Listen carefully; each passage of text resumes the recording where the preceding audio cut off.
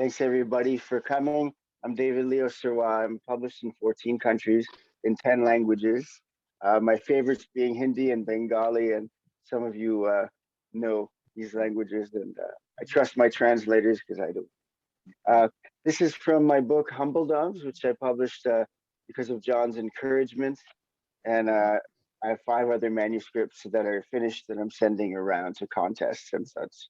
So I'm going to start with a poem called Dear Mirror, and it's a book of poems to pigeons and plants, if you don't already know. Dear Mirror, comes a, sorry, one second. Comes a time in a pigeonette's life when even silver and gold would never be sold for my dear eau de toilette self-pity. It's like trendier than broken bits of blueberry muffin. And like, I'm tempted to stare into sidewalk pools. Sorry, mirrors. No grinning Narcissus, but echoes one soulful, hopeless note. You, you, you. With the counterpoint, who am I? To whom do I belong? When strangers stare with total disapproval, I can absorb the poisoned sting, continue to sing. Thanks. If everyone could mute their mics when I'm reading, that'd be great. So I'm going to read a poem that was in a film. It was the soundtrack to a short film. I'm going to have to mute everyone myself. Oh.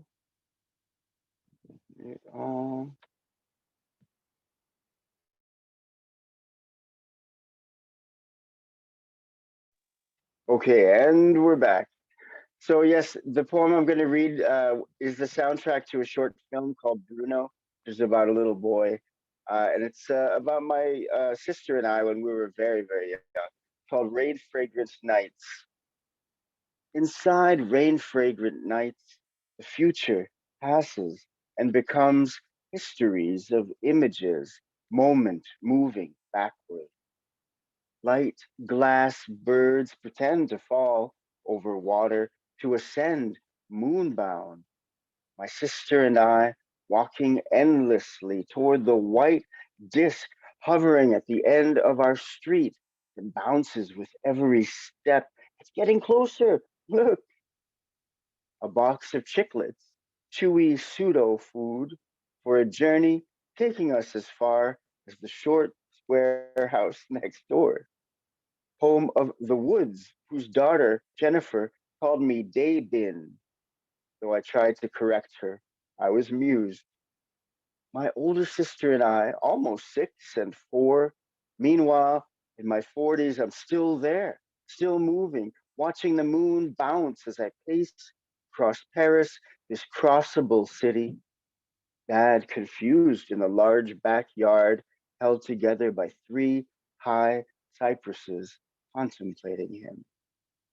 Time still ticking in a wind up wood and brass clock thoughts can't grasp. Seagulls circle in small groups under formidable flurries of words. Most float on the long waters, talking to themselves. No hint of regret, sour sweat I wear. Light glass birds will circle clockwise, always rising, plummeting with the sincerity of bone, while a time worn clock keeps us from trudging home. All right. So I'm going to share screen. Thanks for your clapping or clapter if you're laughing at the same time. And here we go. I like inventing little words like clapter. And here we go. Oh, I got to turn it sideways. That's the deal. Okay, so that was Rain Fragrant Nights. And the next poem is called Stage of the Spoken World. Uh, and it's John may know it, but it's I think it's one of my most important poems, and it's sitting in Ireland at the Gregory O'Donoghue competition, which I hope will win. Stage of the spoken world. This is the year of the key. This is the year of the coin. This is the year of the word and the digits of the code. This year is the new alone. I take a walk in twilight quiet, Paul Valéry's sapphire habit to break from day's webs of words. At times I flow with time or stride forward while my mind stares behind. Memory wears a necklace of knives, each one meant for a wound of mine. But the persistence of time perpetually distances me from history, moves me into total mystery. Valerie's question echoes, will you sing when you're reduced to vapor? I want to chant at all the changes of our day, dawn, noon, and dusk. Midnight walks toward me. She never changes pace. The sorrows of my changing face. Who called to me from each myth of earth? Echo of my first song of mirth. Why pick up the rusted chain again of my time-worn story?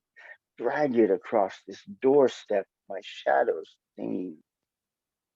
Keep the vigil of open vision, a circle of spacious time, timeless space.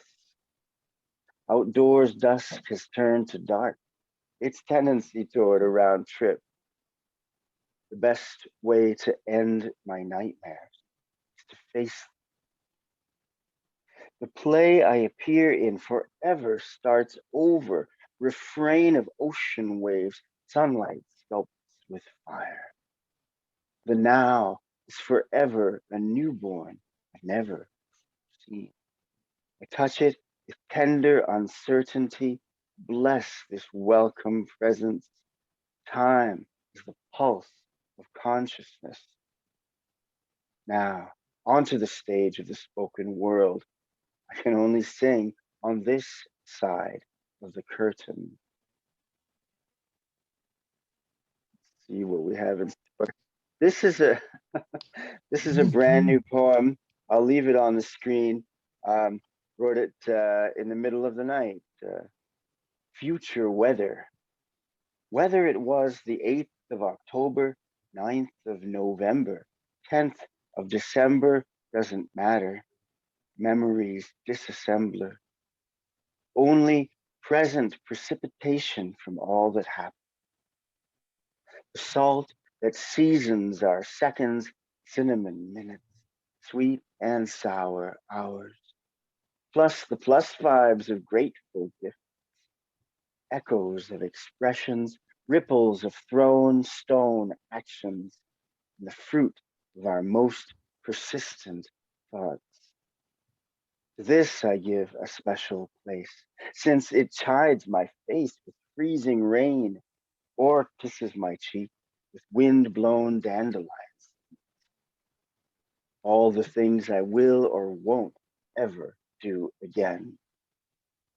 Any weather will not last, but can still stick to my skin with the chill of frequent stings.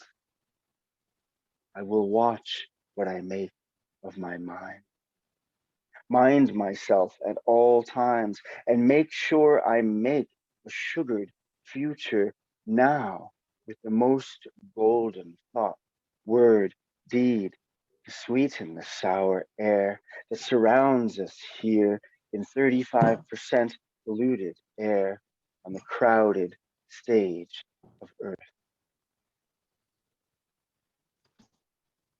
Oh boy, I'll keep this one on the screen. It's one of my best. I may cry a little while reading it. I wrote it after listening to Allen Ginsberg read the entirety of Howl. Cinnamon winter, ginger spring, sugar summer, chocolate autumn. In the nautical night, I was captain and captive of my own wind-blown ship, the apocalypse.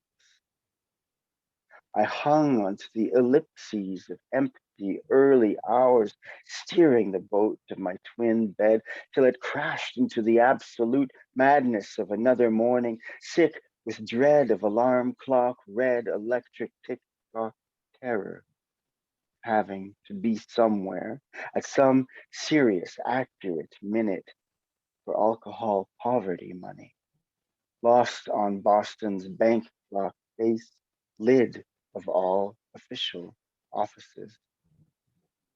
Panic attacks in bathrooms hidden from the team were anxious against my will, work contracts that meant cork stuck in my green glass gorge to stopper all opinions, visions, solitude, silence, freedom, and time.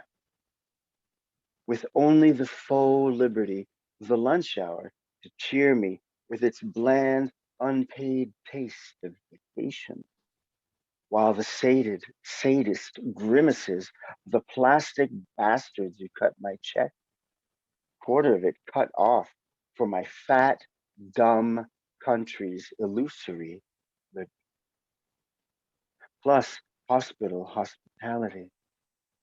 How they savored a nice, muffled laugh when I left the room, my beautiful theatrical face that stuck out like a second moon, lost and looking for the sky on the corporate hypocrite horizon, because my face was naked enough to reveal real feeling to the point of doctor's office distress. The stress of refusing to report for duty in a casual cardboard shirt to get my face painted beige. Anxious, undiagnosed hours passed. I called in sick to drink. Fast forward to France. At ecstatic, open, secret nights, I sang poems on the stages of spoken word seances. Stellar, stellar fevers of poetics begin at 9 o'clock in the sweaty summer company of my one true family. Artists, writers, orphans, lovers, AWOL in the basements of my penniless Paris midnight poetry party. Eternal student attracted to every woman on the stage of the spoken world, by which I mean paper base of birth. Brothers, sisters, nature's children of in the beginning was the word. Do what makes you feel God in your closed closet chest, wrenching in the heart like falling in love.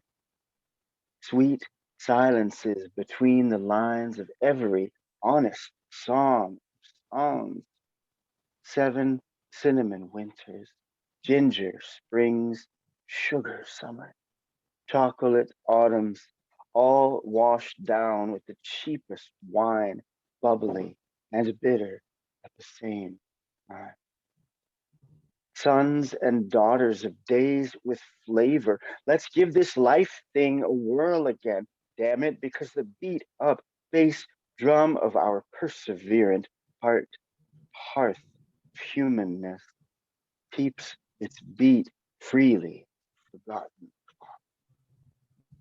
I must shut up. It's time to sing in verse for a few warm moments, wrapped in the rapt attention of fellow human being in love with meaning. Music made of words, soundtrack to the quest for quiet contentment, the fluent breath of natural song intoxication, whispers of inner liberation.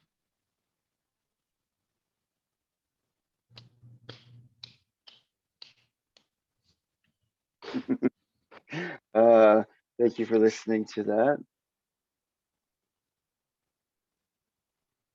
I drink sparkling water now, 4 years sober as of a couple weeks ago. All right. So I just wanted to come back to the screen so that I wouldn't be away for the whole show. And we're gonna. Oh, it's another touch screen here.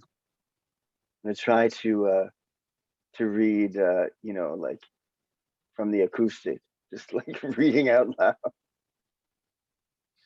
I'm scrolling down the screen through the future weather. Again, very grateful that all of you are here.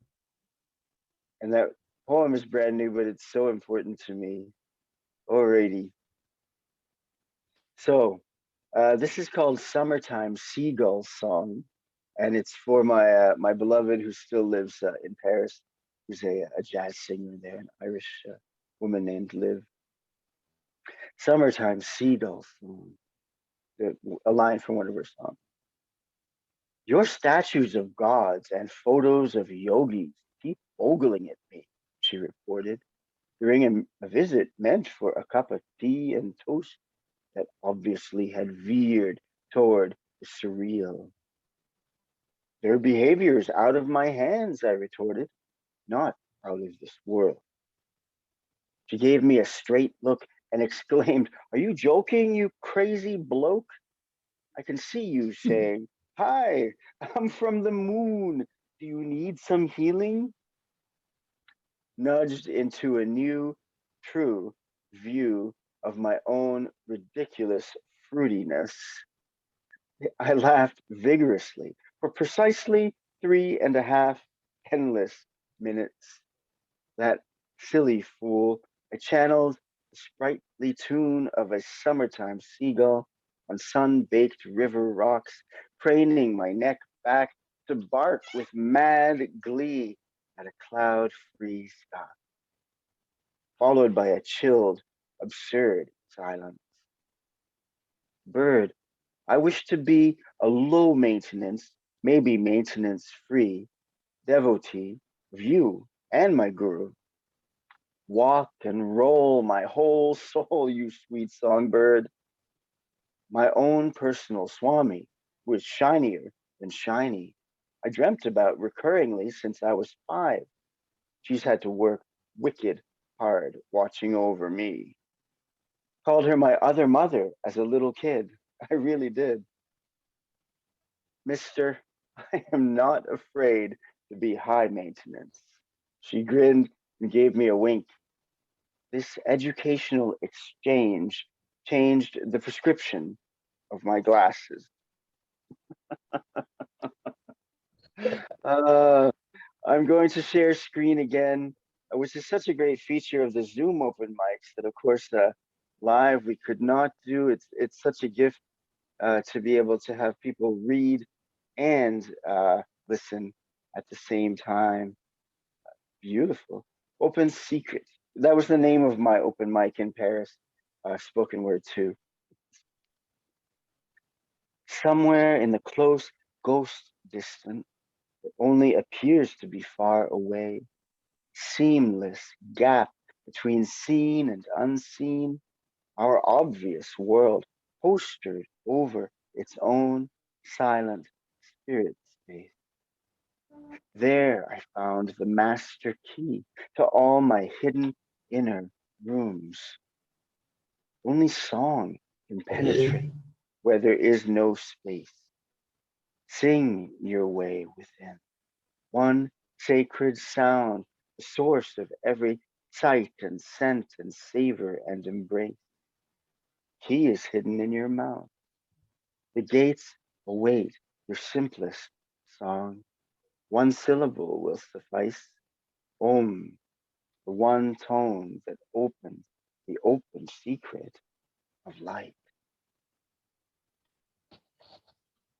Yes, Mayor, I'm glad you're here. I wrote this for an Indian festival, uh, and I had to keep it to no more than 8 words per line, no more than 20 lines, and managed to write this. Neela Bindu, girl. In the sky of the mind, there is one blue star, glow in the northern heavens, crown at Chidakasha, space of consciousness. blue jewel, blue pearl. I sleep and wake and walk with you, secreted away in the still soft fontanelle.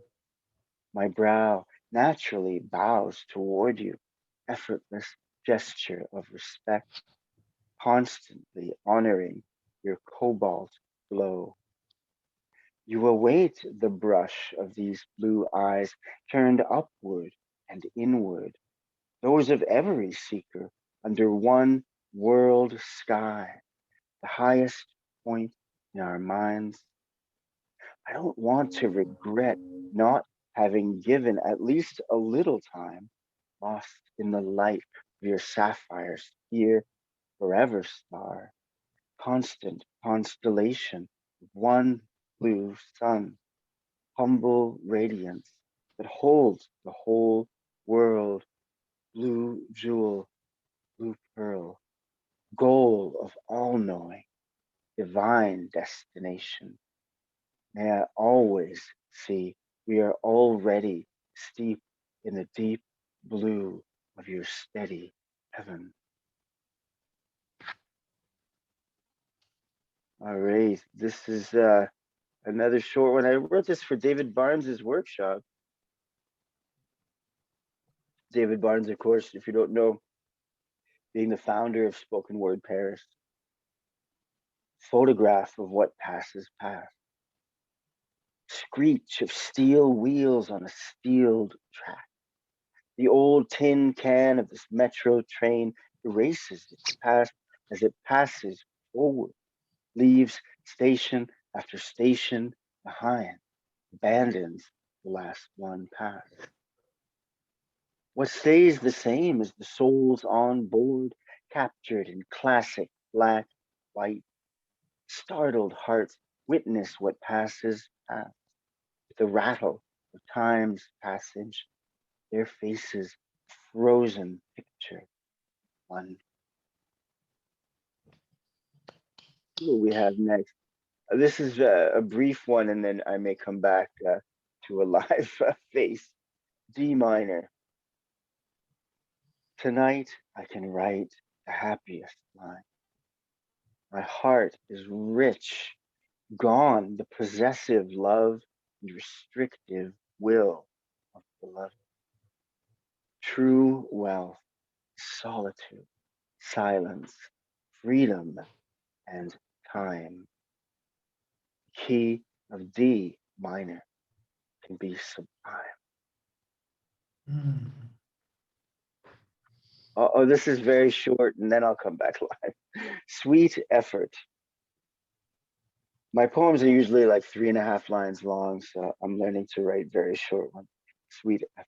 It took all the long morning to extract simple sweetness from within the hardened skin of my pomegranate. All right. Well, I'll keep it shared like this for a kind of intricate poem. Bleu, cher bleu, red magnetic skywalker, experienced Earth explorer, and intrepid psychonaut. Passport lost, you assert no one can steal the passport to my spirit. Cool and warm blue green hazel globe spins within a planet garlanded by beaded lights. Our indigo eyes, one wide twilight. We grow fresh stars, water them, wild and whirling, wakeful words in broad magnetic skies. May this letter, leaf of gentle silver maple, float across Wollaston, the St. John River's braided waters curled around rocks, and hum Om Mani Padme Hum into your dream song solitude, crowned with laughter of light and dark dusk birds. Across the waters, I can feel the slow exhale of your long delayed sleep. Your senses drop into the deep as you hold and release gold and scarlet leaves, petite ballerina feet pressed against silk silence. Sunday midnight drizzle sprinkles mantras onto all plants' thirst. Craving your tender end of October caress, pure desire, I attempt to navigate, sublimate into art with respect's restraint, yet fail to keep out of this poem. Cher bleu, fearless forest traveler. In one dream, you turned pursuer into a furtive barn owl in flight. He'd fitted your wrists with handcuffs, which fell fast from your contact improv dancer's hand. In that same dream, I glimpse with direct eyes a vision of your cafe lotus bleu expanded into a garden haven that leads into a sea of trees.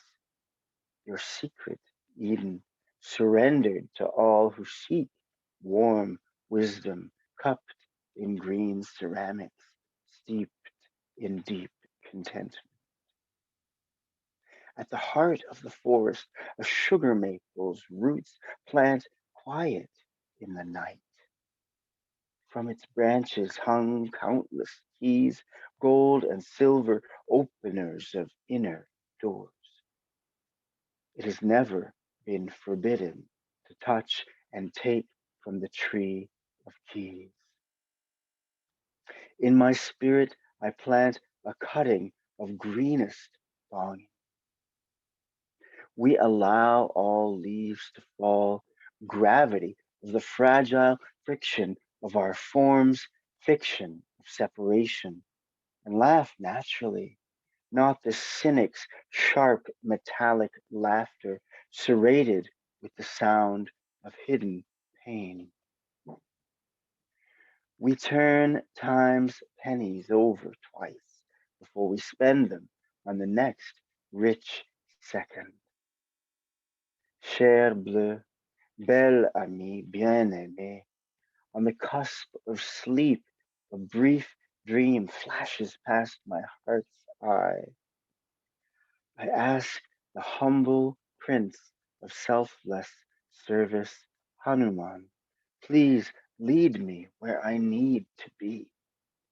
He points to pale blue fabric as it falls off a rough hewn sign.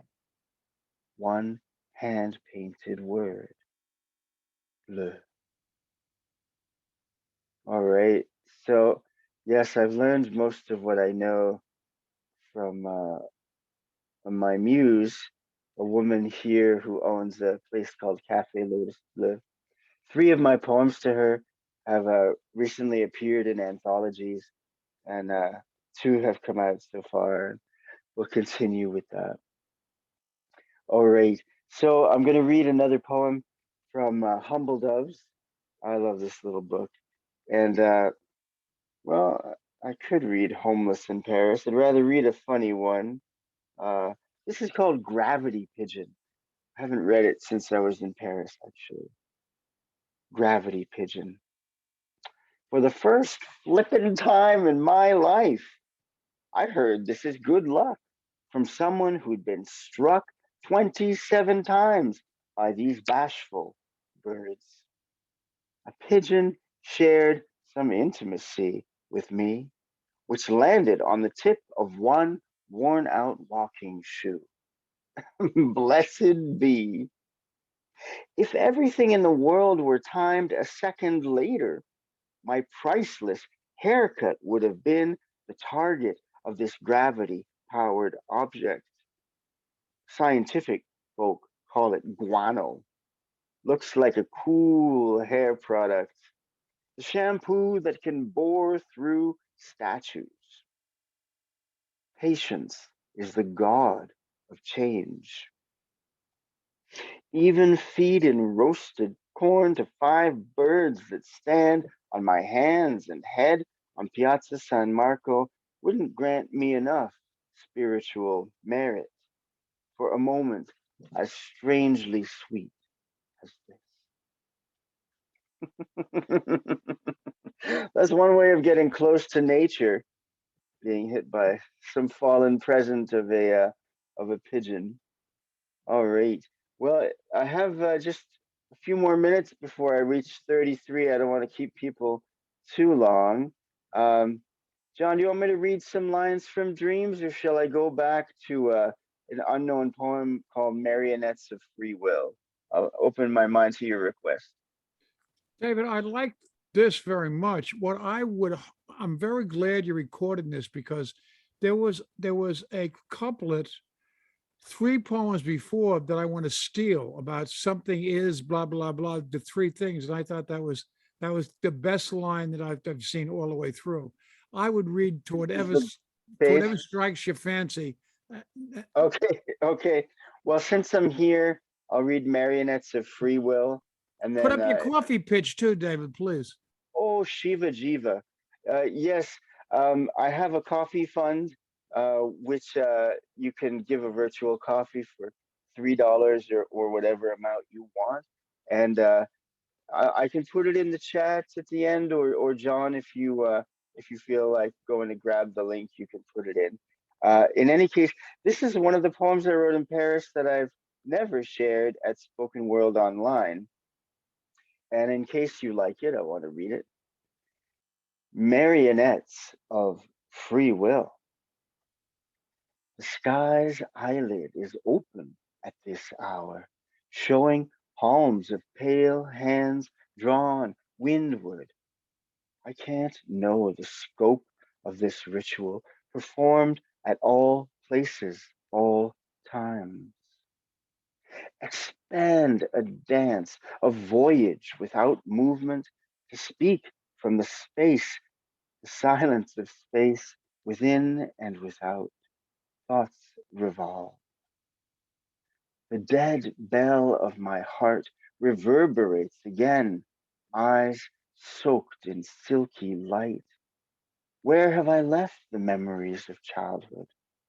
Some are offered back by parents present, some called to life by blinding reminders, others in the never random whirlwinds of mind.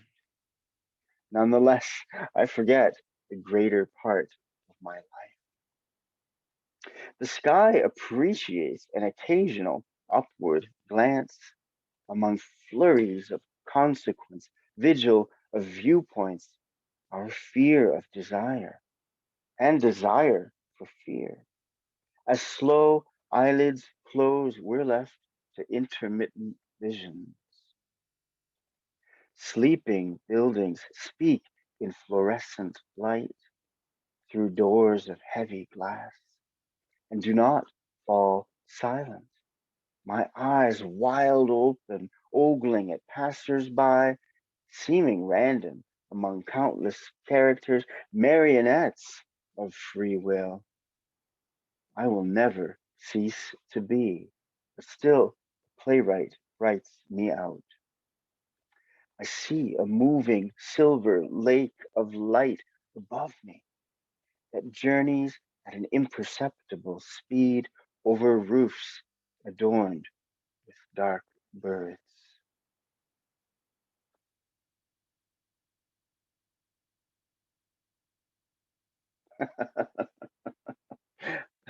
How you like me now? All right. So I'm going to open up the floor. Anyone can unmute. And if you want to share a poem, that'd be grand. And I look forward. Yeah, John, go right ahead.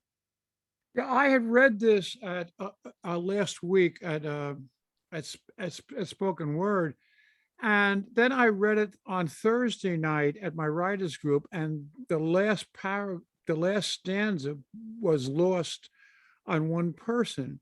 So who's a very good critic, Laurie Samuels. So I just reworked that, and I want to see if it works better.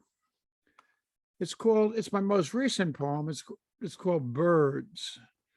When I lived in New York City, all wild birds seemed just about the same, except that pigeons were bigger than sparrows. However, living in the boonies and feeding them every day, I get to see the differences. The robins have gone south for the winter, needing soft ground to dig for worms. The mourning doves land someplace up the hill and walk down together in either a platoon formation or a gang like charge, more like a geology class on a class trip.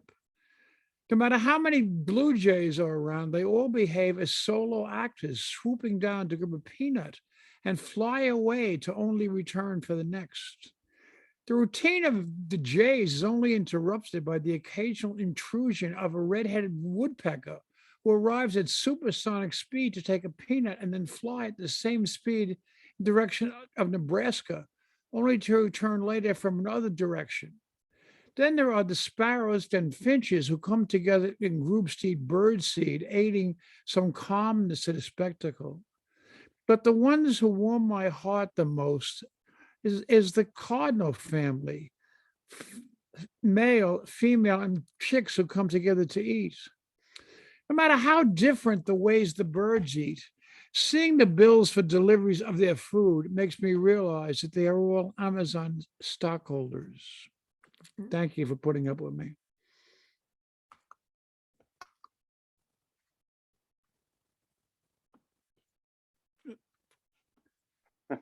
Thank you, John. That's my favorite poem that I've ever heard from you.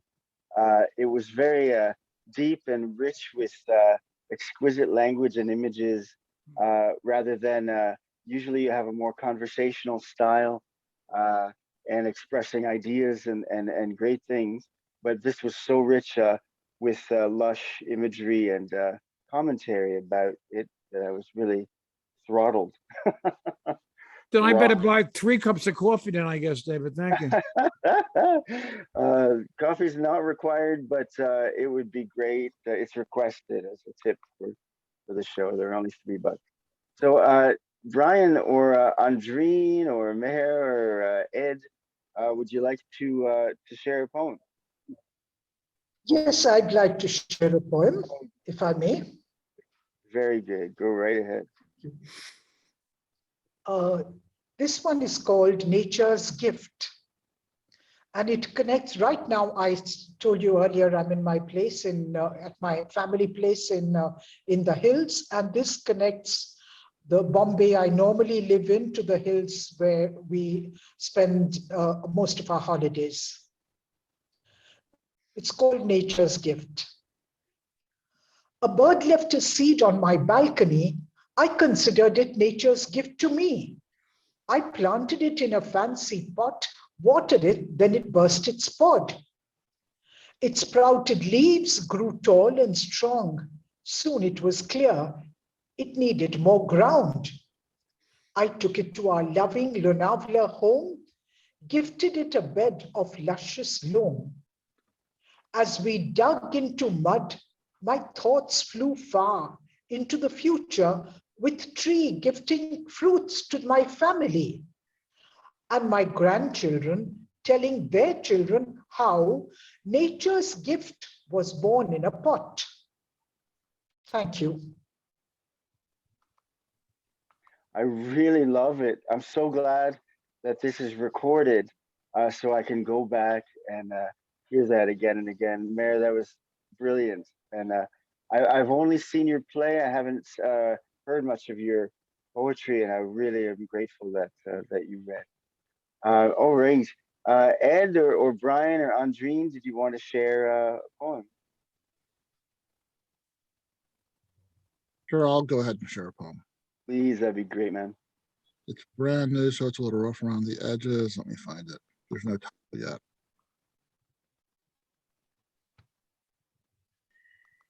Opting. Your video is not on. I don't know if you want to be seen or not. I'm gonna be videoless today, if that's okay. Sure. Opting to take the road not taken is deciding to take a road less traveled.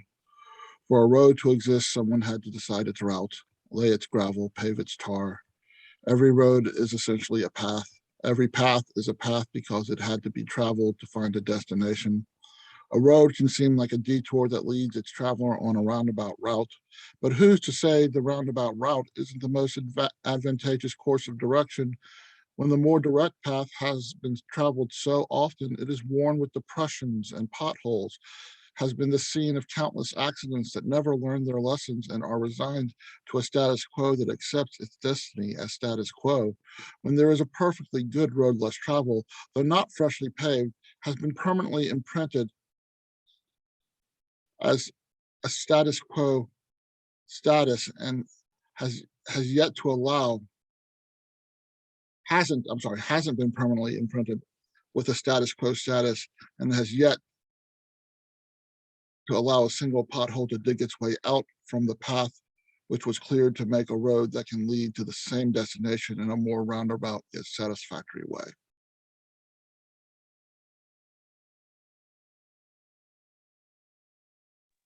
Wow, Brian. Excellent, Brian. So, Excellent. yeah, what a journey. It was so visual and powerful. And I love that the tone also is a little different than your usual voice, which, as I said, you found your voice. Said that during your feature, of course. But this is very different and wonderful. So Ed, you wanted to read a poem, and then John has another one, and Sure, no problem. I was requested to also Oh, read how the line poetastic is that? from Dreams. Very It's fantastic. totally. All right, I'll be quiet. Oh, no. You did a wonderful job. I love your poetry. Thank you. Merci. All right. My name is Ed Potas. Hello, here to fantastic. Please get in time so you can join my rhyme for all you feel sublime. All right. This is called Dear Whomever. Dear whomever, hope you're doing well. Hope you're like the weather. Hope your mind is a clear bell. If not, it'll get better. Your life will set sail. If it's an argument, forgive him or her. Hope your sorrows go pale. Hope your days are less wetter. Hope you treasure your wins and fails. Hope you know you're a go-getter. Hope you don't fall for doubtful spells. Hope you know life is a heavy hitter. Hope you can break out of your cell. Hope you know lessons taste so bitter. I hope you toss all your regrets down a well. Hope you taste rain under warm shelter. Hope you become a hero, then a rebel. Hope you wear your pains and failures as a sweater. Hope your todays and tomorrows aren't hell. Hope you learn and gain a lot from this letter. Hope you're happy, safe, and not unwell. Hope you feel healthier, greater, and lighter than any feather. Hope your heart blossoms, expands, grows, and swells. Hope your hopes and dreams are on a higher measure. You know this isn't a bitter goodbye, but a sweet farewell. Thank you. Sorry for my voice. Thank you, Ed. No, you read it very clearly. Uh, this encouragement. Hope you know you're a go-getter. Uh, it's not just that one can encourage somebody to be, productive or follow their dreams or what have you, but you want them to know that they can go ahead and do it and not fall to doubt. I really love that. I Thank adore you. that. It's kind of my message to everyone at Spoken World Online. All right. Uh, so thanks a million. So Don Absolutely. had something else to read, and then I hope Andreen, you read something. Nice to see you. Okay. The last one I read was my most recent poem. This poem takes us back 65, 66 years. Rock and roll 1955. I rush in and turn the radio on and tune to 1010 AM WINS just in time to hear the sound of Cozy Eggleston's Big Heavy, and Alan Freed is on the air. Freed transformed music for me and my contemporaries. We closed the door on our parents, Sinatra, Bennett, and Peggy Lee, only to reopen it years later and brought in the Fat Man from New Orleans, Clyde, Chuck, Roy, Bo Ray, the Clovers, Smiley, Shirley, and Lee, and most of all, the doo-wop sound. We ate it up, becoming music junkies. We knew that Curtis Williams was the lead singer of the Penguins, Tony Williams, the leader of the Platters, and Otis Williams of the Charms, and that none were related. we white kids all moved deeper into the black culture, going to shows at New York's famed Apollo Theater in Harlem, and then across the street to Clyde McFadden's record store.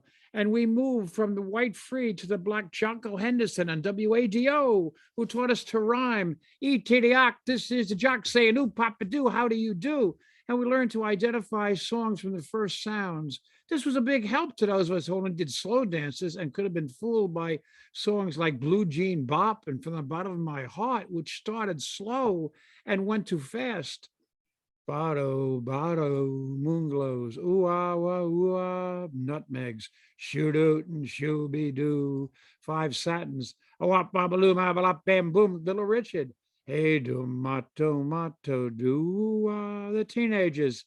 Tis sai boom boom bum da, tai samoka boom da, the five keys, yeah, the clef tones. And then Elvis came along and drove the white girls crazy and their parents nuts.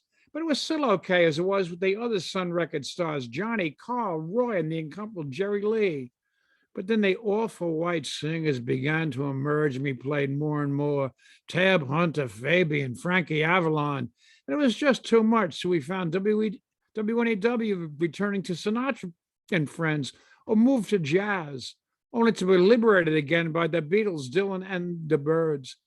And we found out that our original music guide, Alan Freed, had taken payola to play songs and taken credit for writing songs which he had nothing to do with.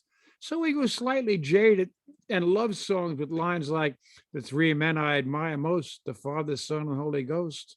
They caught the last train for the coast. That was, of course, from American Pie by Don McLean, a graduate of Iona College, where I also went. Thank you very much for putting up with that long memory train. I love it. I love the journey of really sound to sound and stage to stage of the world's evolution in music. And that's one of my favorite poems from your book. My favorite so far is, I'm not done yet, is actually the one about Mr. McLaughlin. It's quite Okay. something. Yeah, I had wet eyes at the end reading that. Okie doke. So, Andrine, I hope you're going to read. I see you there. Yes, I can read one of my latest works. In fact, I'm hoping to release this book of poetry next year. It's called Louise Bennett Coverley, Poet Laureate in Divine Square. And this piece is titled Chalk Talk in the Clouds. She lost her dear husband and she was just reminiscing on the moment, and I just captured it in these words. Midsummer, she looked out the window, grief squeezed her shoulders, Eric's eyes closed forever. The man she loved, griot of wry, naughty satire, who sponge bathed her with his Irish poetry and chalk talk humor, praised her artistry, rare find in a Kingston concert hall, memories of continental escapades, holding hands, the gleam in his eye.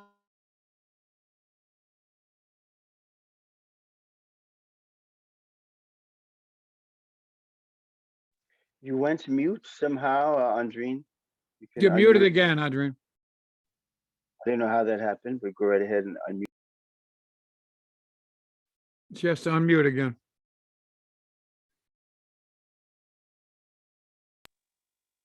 Yeah, Andrine. Okay, there you are. Yeah, feel free to start at the beginning. It's amazing.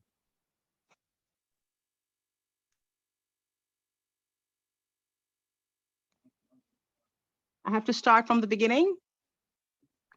It's up to you. Not if you don't want to. It's up to, yeah, exactly. It's up to you. But if you want weren't to, yeah. you weren't hearing it or something? No, I just love it, and I would love to hear the lines about the griot again. And if you Okay, want to gotcha. start at the beginning, yeah. Okay. Go ahead. All right. Okay. Um, okay. Midsummer. She looked out the window. Grief squeezed her shoulders. Eric's eyes closed forever.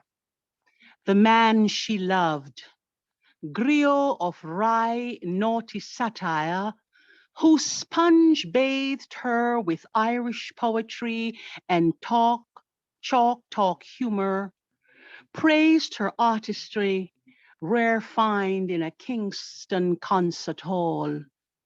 Memories of continental escapades, holding hands, the gleam in his eyes as he delivered unorthodox marriage proposal in New York City subway car. A rain dove perched on a tree branch interrupted her thoughts. Clouds ambled across azure Toronto skies. She sees her Eric's face form in the clouds, sun halo kissed, deep breathing whistles, mournful mist on window pane. He's gone. Thank you.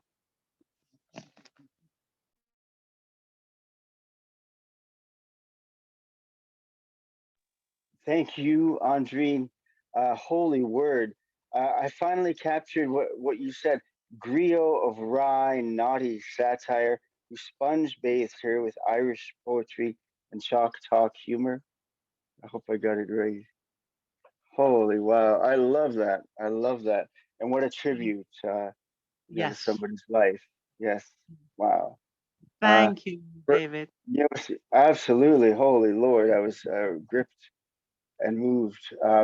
We have time if somebody else wants to share one before I end with a few lines from Dreams. David, I Okay. could do the one that you liked. You said Yeah, that would be awesome. my That would be book. awesome. Thanks. This is a book, My Life in 26 Poems, that David was referring to. It's one of the two books, and I'm waiting for a chapbook that I put out this year. It was Bill McLaughlin Sr. Billy McLaughlin was one of my closest childhood friends, a relation that continued until his untimely death. And I still talk to his widow and brother and sister. But this recollection is not about my friend, but about his father, Bill McLaughlin Sr., or rather just Mr. McLaughlin. I like many of the parents of my friends growing up, but Mr. McLaughlin was special. Mr. McLaughlin had a booming baritone voice, sang at high mass at St. Margaret's Catholic Church, and as we got older, would sing On the Road to Mandalay at our parties and weddings. I could still hear it. More important than his musical talent was the rapport he had with all of his children friends. He used to take a good 15 of us out after Sunday Mass whenever it was nice to play baseball. I especially remember four things as I got older. One, my father died on Saturday, March 11, 1951. I was 11. Adults, particularly women, were gushing all over me, hugging me, crying, telling me how sorry they were, and making me feel uncomfortable. Mr. McLaughlin came over, shook my hand, and said, "I'm sorry, John. Your father was a good man." He knew exactly the right thing to say. Two, when we were a bit older, maybe 16, we all knew to go to the McLaughlins around the holidays. There were relatives and neighbors there singing and dancing. And more importantly, we could get a beer. No one checked ID to see if we were 18. Just behave like an adult and you'll be treated like one. I had my first can of beer with an adult as an adult with Bill McLaughlin Sr.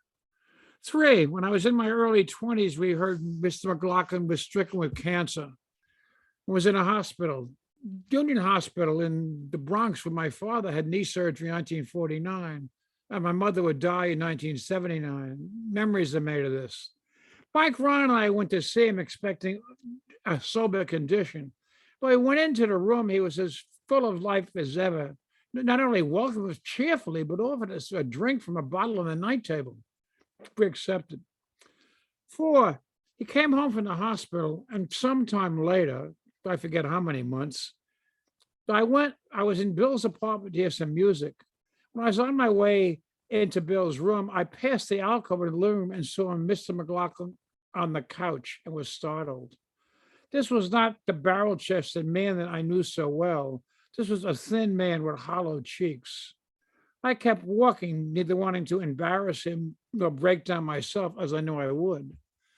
I did not stay long, and when I did leave, I wanted to escape as soon as possible. But when I was halfway down the long hall, a voice came out of the kitchen, Mrs. McLaughlin. John, aren't you going to say hello to Bill? I gulped and said, oh, sure. I hadn't wanted to disturb him. I walked over to the couch.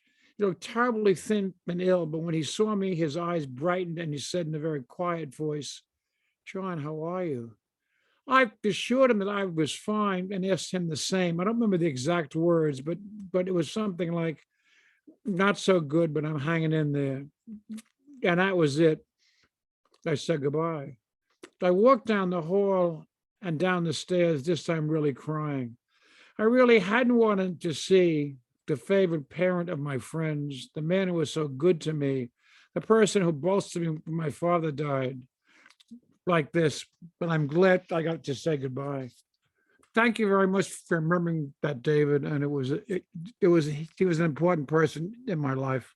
Yeah, thank you for reading it, John. It was great to hear you bring it to life, and instead of just on the page, I got to hear it, and my eyes got moist at the end. What a touching portrait, and what an ending of your poem. So, thank you kindly.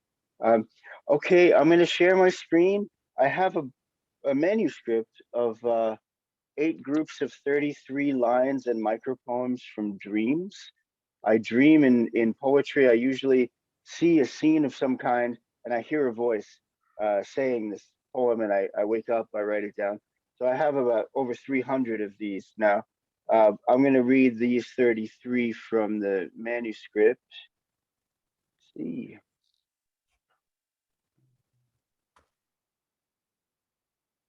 Okay. All right. If the house of letters won't let me in the door, I'll climb in through the window. We finally put them back where they think they are. I've been concentrating on the mantra, focusing on the form of God. I feel like I've traveled 10,000 years in the depth of my devotion. That's how you do sadhana. That means spiritual practice. You mean I'm going to grow in love? You're going to be the most loving person in. You have a bit of behavior to change before you become electric. You didn't have a father in your hands. You needed not to have. I'm going to bed, but if you need me, I'll be there. She comes to me. Every time I sit down to eat, she's with me. Love, happiness, and scribe. You'll have to shut him down and then turn him on again. Do I love what I left? I only love love. Great. Don't do anything. Then you'll be complaining to God about your life. This is total disappear. I wish I hadn't heard. It's computer tears day. You're up first. I don't even dream of technology being first. I think of love and the arts. Can you sing and write at the same time? You have infinite irony. Do you hear us when we scream? Said every child on the playground. Here is my friend. Her name is Grace Shining. Everything that passes through my eyes die blue. You're not satisfied with the form and the copy? It's the theme. I don't need to wear this history. I have myself. We might as well wear a season of nature. It's what we're made of. I've borne the consistency. Let's act up. I want to apply for an extension to my time on Earth. What's the name of his drawing? Profound intellectual good fortune. Be mindful of murders in the mind. I'll take a chance. I've never even seed to sign your apple tree. Just cross the street once in a while. It's been a while. I didn't know that you wore codes with global gloves. You're the one who's on probation, right? Guys, this man is criminal. He writes poems about wisps of cloud that haunt the moon. It's supposed to be some kind of symbol for them, light and dark and all that psychic stuff. We'll have to keep an eye on him. He's subversive. You have access to all the gods and bards. Come in, the window's open. Here are some words. The last mask is you.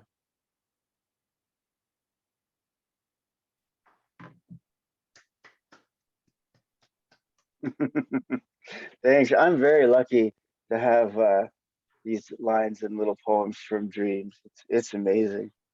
All right, Rick, welcome to you. Thanks, and I'm so glad you dropped in. I was gonna ask. I asked everyone to read a poem if they want, and if you want to read one, please go right ahead. Be grand. Well, thank you so much. You're welcome.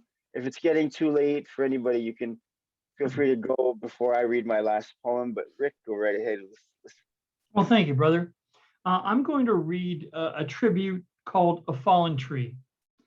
You know, at wintertime in the north and in summertime in the south, we have a chance to see trees in a way we don't see them usually. And, you know, they're usually clothed in all that lovely green finery out there nourishing us, providing oxygen. It's so wonderful. But it always seems to me that in wintertime, when we really see them without the fancy duds of summer, we get to see them a little differently. And I was walking in the woods and saw a fallen tree, and this is what came to me. It's called Fallen Tree. I've never seen a fallen tree that somehow didn't speak to me. I saw it there in its fallen lay so clear. In just this day, another story. In short, a little wooded passion play its glory. How on some distant day, its leaves once fluttered in the sun, the end now played and whispered there, this day so done, uncluttered. Amongst those once high burdened branches, home once to spiders, beetles, birds, tarantulas, how in some avalanching moment its high held branches vainly clasped at the insubstantial air, clawing, straining, reaching in some gravity denying enriched despair. Each tree our brother, once stood so high, raking leaves fluttered across the ever-bluing shade, imbuing wide-ranging strain. I never saw a tree but saw a brother, whether tall and teaching or tumbled, bleaching. Midst these standing others, deep in grieving,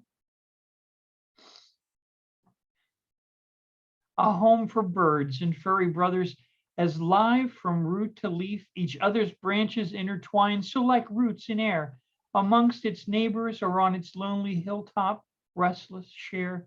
Drink, oh, sweet drink in that once sunlit leafy glare, in its chlorophyll embrace fulfilled, each tiny sunlight morsel found its final planted place instilled. and wind hath shivered, thrilled, stroked each leaf, and now on forest floor found sweet release from its private, well-stirred grief, or valiant, hardened, battle-scarred, and so longed for hard-earned peace. Fallen Tree.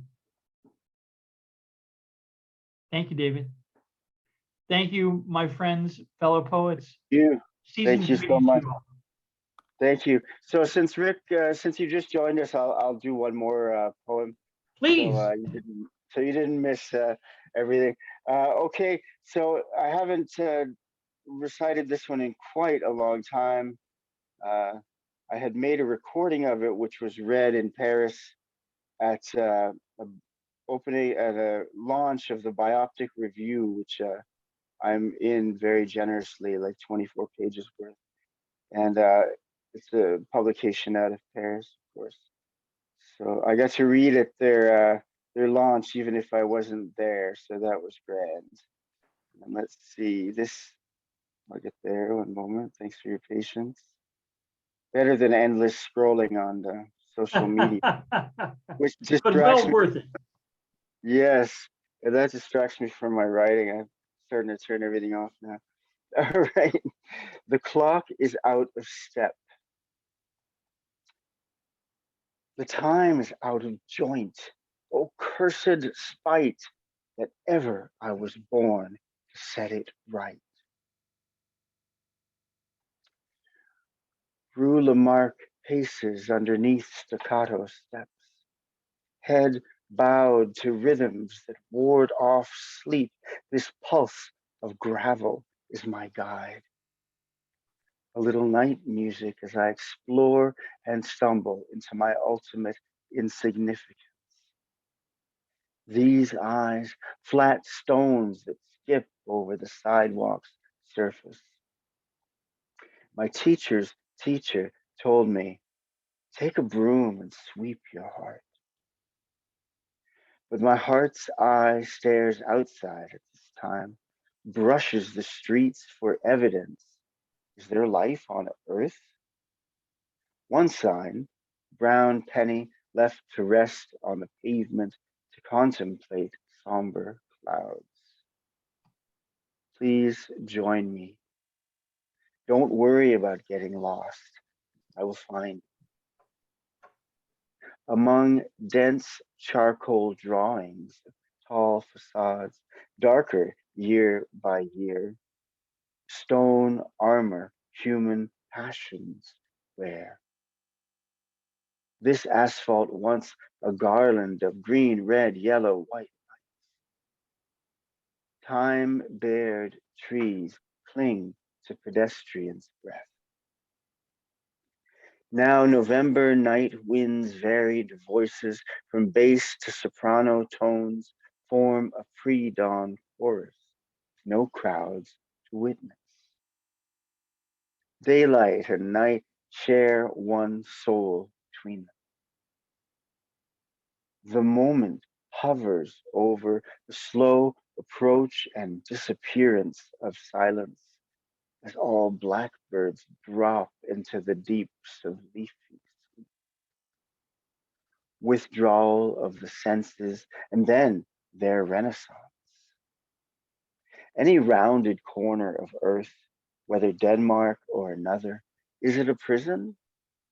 I could be bounded in a nutshell and count myself a king of infinite space. There is a certain gravity to knowing anything and an electric upsurge to pure confusion. Pure? Salt water, sugar water, shit water. The sacred water is inside you. It will cleanse you, assured my other father, teacher's teacher. Do my own words stain the clear air? In this supposed paradise, sighs, there are pearls in every eye. Exquisite faces lit from within on bus shelter posters. Still, they invite the art brute of want, with rich welcomes of coal-turned diamond eyes. Soon near and distant drums of car doors, clack of pots in cafe kitchens. Soon ancient melodies follow behind merchants of every kind. Streets follow labyrinthine maps, lead to innumerable corners, choices wrapped in foil, choices puzzled into sense by laughing gods alone who monitor activity in this human experiment limited time project. Cause and consequence. Sorry about all the notifications. Cause and consequence draw a blur in the heads of all who attempt to remember.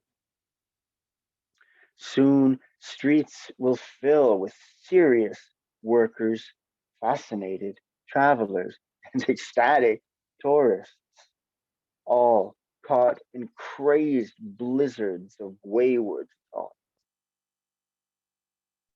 Beneath each sidereal roof, so many citizens of space, residents on Earth, always dance in place, wearing clumsy crowns of unmet resolutions, countless passages to needed or desired destinations, forever a round trip. Scent of wet dead leaves and gasoline.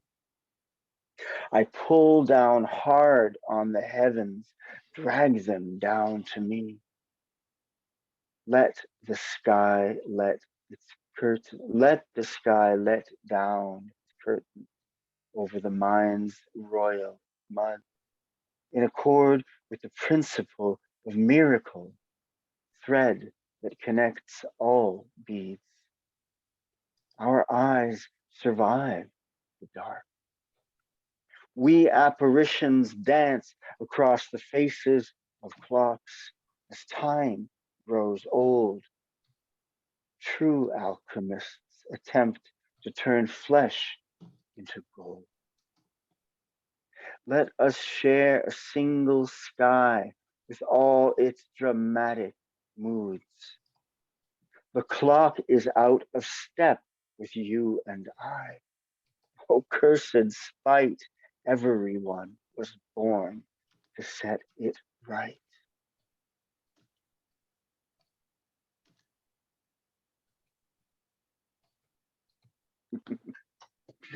Thanks, everybody. That's with a Buddy.